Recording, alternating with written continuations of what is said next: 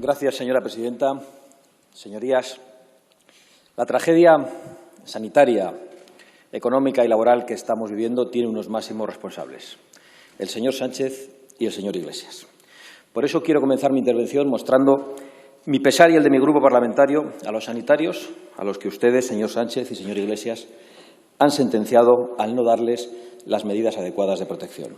Igualmente a los guardias civiles y policías a los que se les ha negado ser grupo de riesgo y se les ha negado, por lo tanto, la protección adecuada y se les han negado los test necesarios.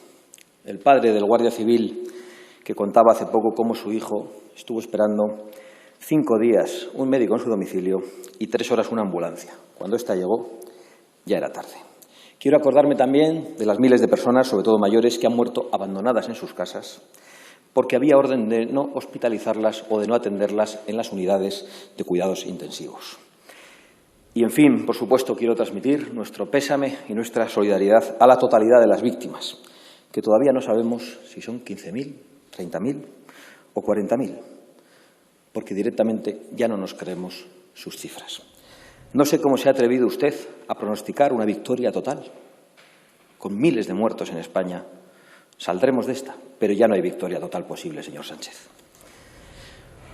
A ustedes, señor Sánchez y señor Iglesias, ya no se les puede creer nada.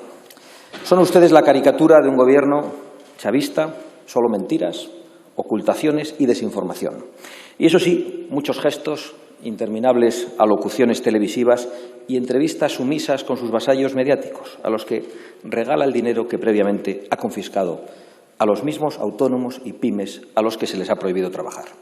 Señor Sánchez y señor Iglesias, son ustedes los protagonistas, pero también los responsables de la mayor tasa de mortalidad del mundo por coronavirus. Y eso con las sospechosas cifras oficiales, que amenazan con ser el gran bulo de esta tragedia, la gran mentira, y eso que el listón estaba muy alto en todo lo que tiene que ver con los bulos respecto al virus de Wuhan. Y vamos a hablar de bulos, que es lo que ahora parece que quita el sueño al señor Sánchez. Lo curioso es que le inquieten tanto porque usted, señor presidente, llegó al Gobierno precisamente con un bulo, con una mentira, prometiendo a sus electores que no pactaría con el señor que tiene sentado a su lado. Pero celebro que ahora esté dispuesto a combatir la desinformación y que haya movilizado a la brigada del amanecer mediático y a hordas pagadas en las redes sociales para detectar bulos. Fíjese usted, yo le voy a ayudar. Para empezar, es un bulo que las víctimas del coronavirus sean 15.000. Son muchísimos más. Lo sabe todo el mundo y lo saben ustedes. Es un bulo, en realidad varios, las decenas de declaraciones de sus ministros, portavoces, periodistas afines, minimizando el peligro del virus, que era una gripecilla que solo mataba a los muy ancianos y a los muy enfermos, como si eso fuera poco, o después prometiendo ayudas que no terminaban de llegar.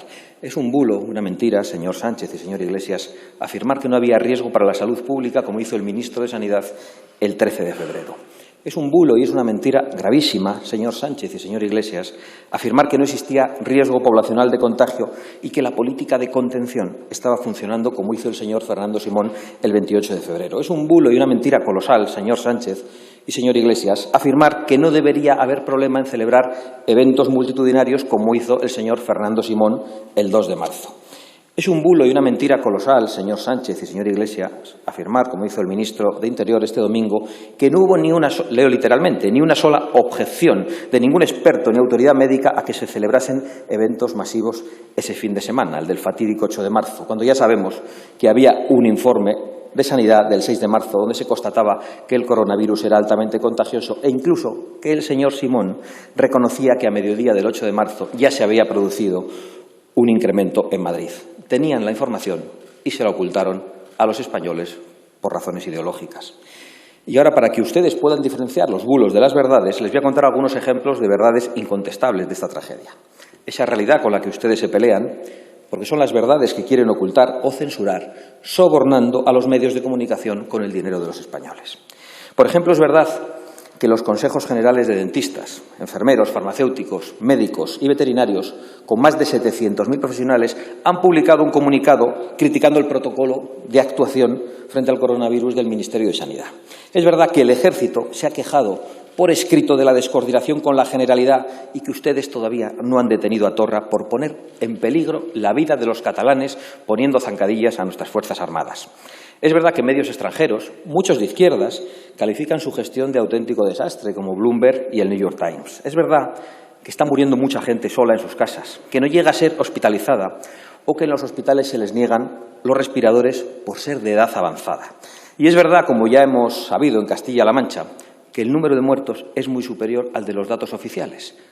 Según el Tribunal Superior de Justicia de la región, se estima que podrían triplicarse en esa comunidad. Es verdad que el señor Iglesias se saltó alegremente la cuarentena para venir a decir a los españoles que había que endurecer las medidas de confinamiento. Y es una verdad incontestable que ese gobierno tan criticado como el de Hungría ha repartido mascarillas a toda la población, mientras que aquí los sanitarios se han tenido que malproteger con bolsas de basura. Y es verdad que ustedes lanzan globos sondas de internamientos forzosos de positivos asintomáticos en una especie de leproserías, guetos o lazaretos que tendrían terribles consecuencias sociales y también sanitarias, según muchos expertos, por la concentración virológica. Es verdad que muchos españoles han muerto durante las interminables alocuciones televisivas del señor Sánchez, en las que nos llega a decir que los niños han aprendido a lavarse las manos. Les ruego que en esas formas cubanas que le recomiendan sus asesores al menos nos ahorren el programa de Aló, presidente, que algunos querríamos sustituir por el de Agur, presidente. Porque es verdad, y es una verdad trágica e incontestable, que hasta ha publicado el diario El País, que su gobierno ha conseguido la mayor tasa de mortalidad del mundo. Su gobierno, señores Sánchez e Iglesias, es el responsable de la peor gestión del mundo en esta tragedia. Ustedes, por lo tanto, son los máximos responsables. Y por ello es verdad que ustedes deben irse. Pero como ustedes no quieren irse porque ustedes se quieren perpetuar en el poder, se ponen a combatir la realidad, que se ha convertido ya en su peor enemigo. Son ustedes un gobierno incontrolado, pero un gobierno que quiere todo el control y que se ha dedicado durante estas semanas a amordazar al Congreso y a regar con dinero público a los medios de comunicación. Por eso no han contestado a las 1.300 preguntas que este grupo había presentado.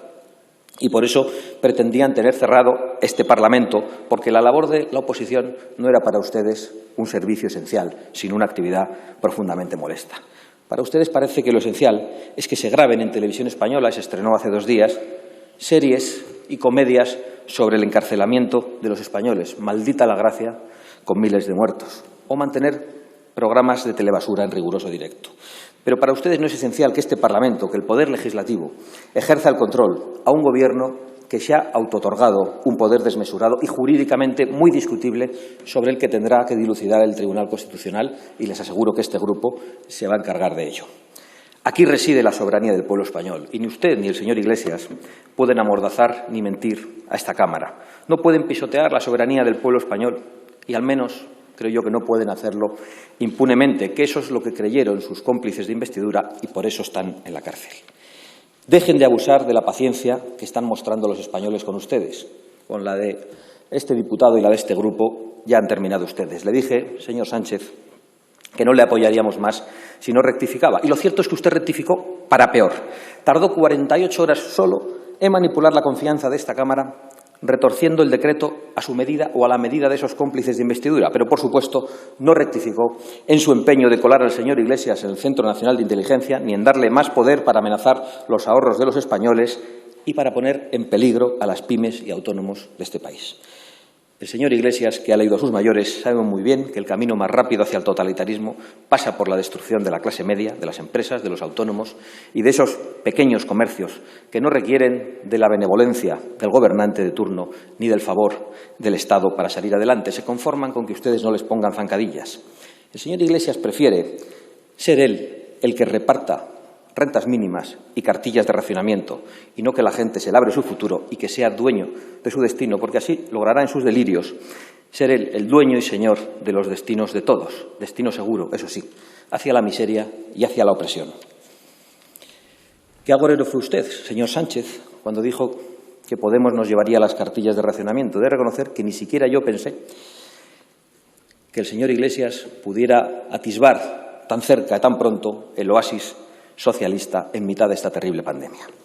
Y sigo, tampoco ha rectificado en sus equipos, no ha cesado a los responsables directos de una gestión nefasta que nos ha traído hasta aquí y que inexplicablemente siguen al mando de esta crisis mientras usted se preocupa del guión de su próxima aparición en televisión. En definitiva, después de un cúmulo irrepetible de chapuzas y de operaciones oscuras, tras miles de millones prometidos, no han sido capaces de proporcionar medios de protección a los españoles, mascarillas, guantes, desinfectantes, test, respiradores, especialmente a los más expuestos. No tienen un plan para sacar a España de la tragedia o para evitar la miseria que viene o que ustedes traen. Y, por último, no les ha dado la gana de renunciar al chavismo dentro del Gobierno, que amenaza la libertad de expresión y de información, la propiedad privada e incluso la soberanía en la que reside esta Cámara. Señor Sánchez, no vamos a ser cómplices de su negligencia, de su incompetencia, ni mucho menos del sectarismo o de los delirios totalitarios del señor Iglesias. Como decía Francisco Ayala, la incompetencia es tanto más dañina cuanto mayor es el poder del incompetente, y lo mismo vale para la negligencia y para el sectarismo. No seremos sus cómplices. Por eso propusimos la semana pasada 10 medidas que quedan recogidas y ampliadas en el estado de alarma alternativo que Vox ha presentado a esta Cámara y al que sí votará a favor. Unas medidas que contemplan la continuidad del confinamiento. Y lo digo solemnemente en esta Cámara porque sé que los lacayos de los medios de comunicación a los que ustedes han regado con dinero público van a mentir inmediatamente después de que nosotros hablemos en esta tribuna. Sí, estamos a favor de que los españoles permanezcan todavía en sus casas. Y lo repito porque las brigadas de las redes sociales, los opinadores a sueldo y los medios, muy pocos minutos después de esta intervención, van a decir lo contrario. Pero da igual, porque cada día pierden credibilidad. Y decía que sí, que nuestra propuesta de estado de alarma alternativo contempla la medida de confinamiento y también la realización de test masivos a toda la población y la ciberlocalización voluntaria por parte de las autoridades sanitarias y no políticas, que quizás es lo que algunos desean, y la cancelación de las subvenciones a partidos, sindicatos y organizaciones patronales, y la prórroga de la prohibición de las posiciones bajistas en la bolsa para que los buitres no apuesten contra nuestra economía, y presionar a la Unión Europea sin dejar de buscar acuerdos bilaterales, ya que Bruselas, otra vez, según además nos anuncia usted, parece que no va a estar a la altura. Y nos ha invitado a defender a España en la Unión Europea. Y es exactamente lo que nosotros llevamos haciendo en la Unión Europea desde que hay eurodiputados de nuestro grupo, mientras ustedes se plegaban a los intereses de los oligarcas que ahora les abandonan y nos abandonan a todos. Y también proponemos la cancelación del IVA y las cuotas de autónomos que tendrán que pagar dentro de 10 días y la supresión de impuestos como el de sucesiones. Y más medidas que ya he relatado, entre las que se encuentra la última instrucción que este Gobierno debería dar antes de marcharse. Y voy a ella. Por cierto, usted apela a unos pactos de la Moncloa para la reconstrucción, cuando todavía es posible, si el Gobierno quiere, evitar la destrucción. Señor Sánchez, señora Calviño, que no está en estos momentos, han prometido ustedes reunir 200.000 millones de euros para luchar contra la crisis económica derivada de esta tragedia. Y puede que no haga falta tanto dinero si ustedes se van. Con 75.000 millones de euros del Gobierno, durante los meses de marzo, abril y mayo se podrían pagar las nóminas y las retribuciones de los trabajadores y autónomos a los que el Gobierno les ha prohibido trabajar.